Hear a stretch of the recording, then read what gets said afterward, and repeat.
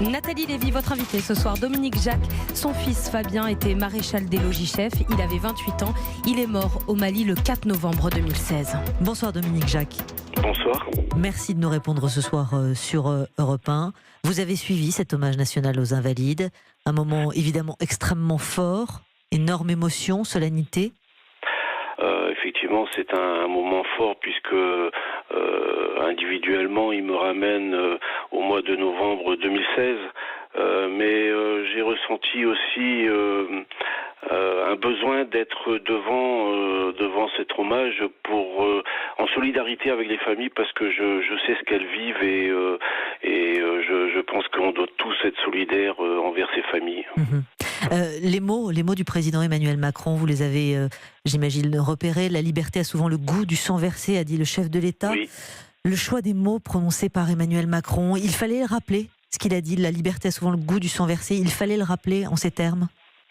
Ah oui, je pense qu'il fallait le rappeler parce que pour moi c'est une bonne définition de la notion d'engagement et pour ne parler que de Fabien, mais je sais que tous les militaires agissent avec un sens profond de l'engagement et c'est pas un vain mot et je crois que le président de la République a bien fait de signifier la valeur et la définition de cet engagement qui est présent dans chaque militaire.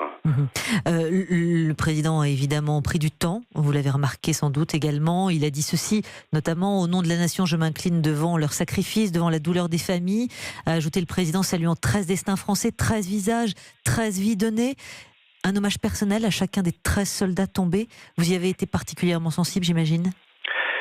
Oui, bien sûr, j'ai été sensible puisque donc le président s'inclinant et rendant hommage à chaque militaire, c'est la nation tout entière et chaque Français qui rend hommage au militaire qui est tombé. Évidemment que je suis sensible puisque, comment dirais-je, la notion de sacrifice aboutit en ces termes-là de reconnaissance de la nation. Et pour moi, c'est indispensable que la nation rende hommage aux militaires qui malheureusement sont tombés au combat. Dominique Jacques, on a vu cet hommage aux Invalides, un moment extrêmement puissant aujourd'hui. Ensuite, il y aura les obsèques privées pour ces familles. Comment ça se passe ? Parce que elles revoient, comme vous avez vu, j'imagine sans doute à plusieurs reprises du coup, le cercueil. C'est un moment particulier parce que quand vous savez la première semaine après le décès c'est très protocolaire et c'est le soldat qui est honoré. On n'a pas l'impression, enfin moi ça a été mon impression personnelle en tout cas, que on m'a rendu mon fils que le jour des obsèques familiales. Le soldat a été honoré pendant une semaine, mais ce n'était pas mon fils, c'était le soldat de la nation, c'était l'enfant de la nation. C'était un moment historique. Et ce n'est que 8 jours après, lors des obsèques familiales, qu'on m'a vraiment rendu mon fils et que j'ai vraiment dit adieu à mon fils à ce moment-là. Et après, quand on rentre chez soi, seul, Dominique Jacques, ou en tout cas, une fois que ces hommages successifs se sont déroulés, une fois que c'est terminé ? Un événement comme celui-là n'est pas anodin puisqu'on est soumis aux médias, aux caméras, etc. Et donc on est dans un état second et on se retrouve soi-même. Après, on retrouve sa vraie personnalité et sa vraie meurtrissure lorsque tout le soufflet retombe. Heureusement, il y a le soutien de l'armée qui est infaillible, le soutien des camarades de Fabien, en tout cas, et du 515e régiment du train. Et depuis 3 ans, ça perdure et ça, c'est indispensable et très chaleureux et indispensable à la reconstruction, en tout cas. Dominique Jacques, vous avez ressenti de la colère, voire de la haine ou de la culpabilité aussi, peut-être, de l'avoir laissé partir, votre fils, de l'avoir laissé s'engager ? Oui, effectivement. La première journée, j'ai ressenti ce sentiment-là de responsabilité en l'ayant laissé partir. Et puis rapidement, des membres de ma famille m'ont remis sur pied, m'ont dit qu'il fallait pas que je rentre dans cette réflexion-là, que de toute façon c'était son choix personnel.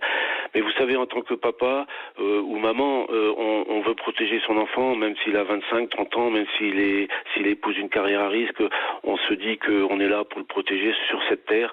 Et le fait qu'on n'ait pas pu le faire, on se culpabilise. Mais depuis lors, je me suis raisonné, je sais que c'était sa volonté suprême, son engagement était ancré en lui et voilà, je me raisonne comme ça et ça me rassure quelque part. Un dernier mot encore, Fabien, vous l'avez perdu dans cette guerre au Mali.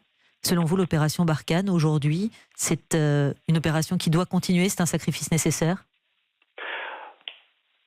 Il n'y a pas de sacrifice nécessaire parce qu'il ne devrait pas y avoir de sacrifice. Malheureusement, l'histoire fait qu'il y a des sacrifices, mais je crois que oui, l'opération Barkhane doit continuer puisque on défend nos valeurs françaises, on défend les valeurs universelles, on défend les valeurs de paix et les soldats qui sont engagés sont des soldats de la paix. Il ne faut pas oublier ça. Et puis on protège aussi notre condition de Français sur le territoire de la métropole et notre sécurité. Et ça, je crois qu'il ne faut pas perdre de vue cela. Il ne faut pas baisser les bras. Je crois que Fabien n'aimerait pas qu'on baisse les bras puisqu'il était convaincu de sa mission. Merci beaucoup, Dominique Jacques. Voilà. Vous qui avez perdu votre fils Fabien dans cette guerre au Mali le 4 novembre 2016, il y a donc 3 ans. Merci beaucoup de nous avoir répondu ce soir sur Europe 1.